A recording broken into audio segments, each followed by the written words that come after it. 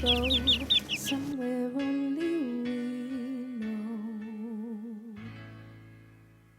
Hey guys, welcome back to Once Upon a Tiny Farm. My name's Drew, and in today's video I wanted to do a quick video, a little tutorial on everything that you need to know if this is your first time raising baby chicks. So I'm going to go through all the things that you need, some things like the brooder, what you need to put in the brooder, how to feed them, everything, how long they stay in the brooder. All those things and questions you might have, I'm going to cover in this video, so stick around and we'll get into it. Lucy, what do you got in that box? Baby chickens. So we just got 6 new baby chicks and brought them home. We got all different kinds.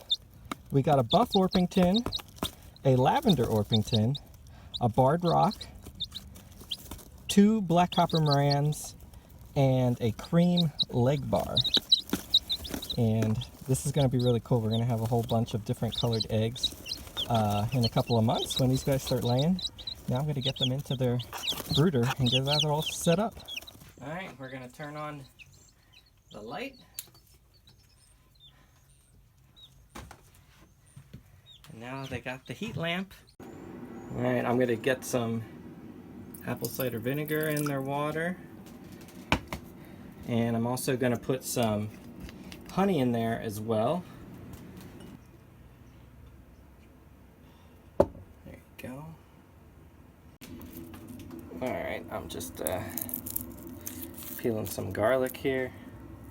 I'm gonna crack it open a little bit. Some of that juice is in there. And then I'm going to put some filtered, awesome purified water for their first drink in the brooder. We'll focus on their health, make sure they have good immune systems from the start. So I didn't realize this, but this is actually our 4th time raising baby chicks. So I kind of have some things dialed in, realized what you need to do, what works, what doesn't, and here, their brooder, When I grab them. it could be anything. It could be a big cardboard box. Here I'm just using a tote because that's what I have. So I have them in a nice sized deep tote, and what you need to make sure is they have their little water container and food also. And you can get these things at Tractor Supply like I have in their brooder. The feed that I'm using is a non-medicated feed. It's an organic feed. It doesn't have any vegetable oils in it or anything like that. And this one actually has some essential oils and herbs in it, which I kind of like. So that's what I'm using as their first feed. One of our baby chickens didn't make it. This is the first time that I lost a baby chick when we got baby chicks. Sad. I don't know what else I could have done. They had heat lights, they had everything they needed while they were out in the shed, but this guy looks like it got trampled, like it fell asleep, and the bigger birds just put all their weight on top of this guy and got crushed. So rest in peace, girl. Part of homesteading life. Sometimes you lose them, and it's just part of life. The strong ones live, the weak don't make it.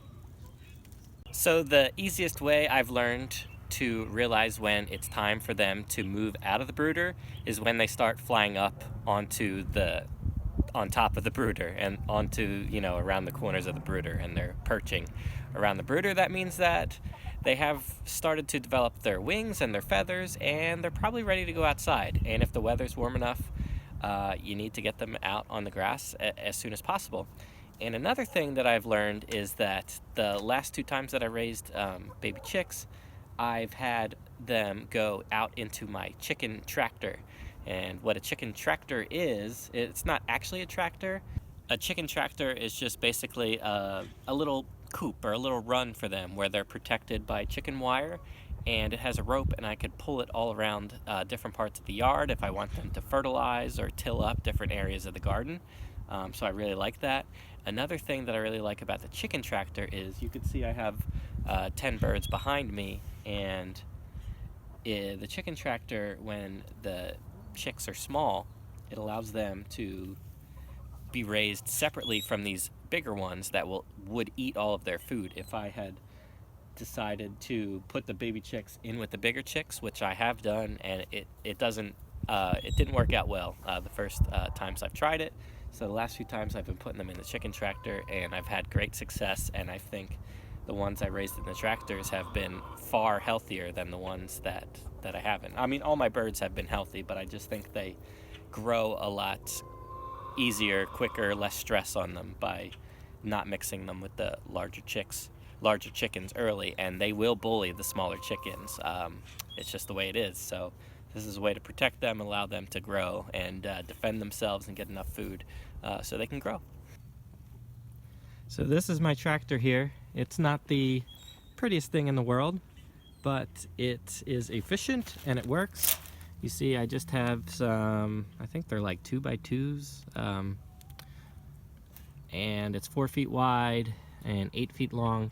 This is a little door here that opens, and one thing that I fixed from the last time is I made sure I had a perch in the back for the chicks to fly up and perch at night while they're in the tractor. The first time I did this, I had just a big nesting box in the back, and what happened is they started sleeping. The birds were trained to sleep in the nesting box. There was a little perch in front of the box, but they ended up sleeping in the box, and then when I put them back in the normal coop, they started sleeping and pooping in the nesting box. So it's my fault. I essentially trained them to sleep in the nesting box, and I had to untrain those birds that were in the tractor to not sleep in the nesting box, and that was a real pain in the butt. So this time I have put in a perch in the back of the tractor so that they will know when I put them in the coop that they need to sleep on the perch. And they also don't need a nesting box in here right now because they're not going to be laying eggs for 4 to 5 months. So I've got that squared away. That's what I've learned from the last times that I've tried this. Also, if this is just your first time raising chickens, you probably don't have any other chickens to worry about with bullying, so they could be raised up together, which is a good thing. Our first flock of Rhode Island Reds were really good. They raised up together, really amazing birds. But if they're your first flock, you don't need to keep them separate from another flock. You could just introduce them to I would put them first in their coop. When you're taking them out of the brooder, I would put them right into the coop so they learn the new surroundings and they know where they're going to go up at night to sleep.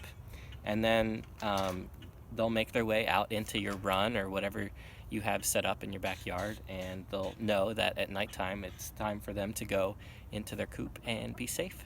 And that's going to wrap up this video on how to raise chickens if you're a first-time chicken owner. And if you like this video, please give it a thumbs up and subscribe to our channel if you haven't done so already. And if you're interested, I'll put some links up here for some other videos we've done on how you could use those chickens to fertilize your garden, and you could check those out if you're interested. All right, thanks a lot for watching, and we'll see you in the next one.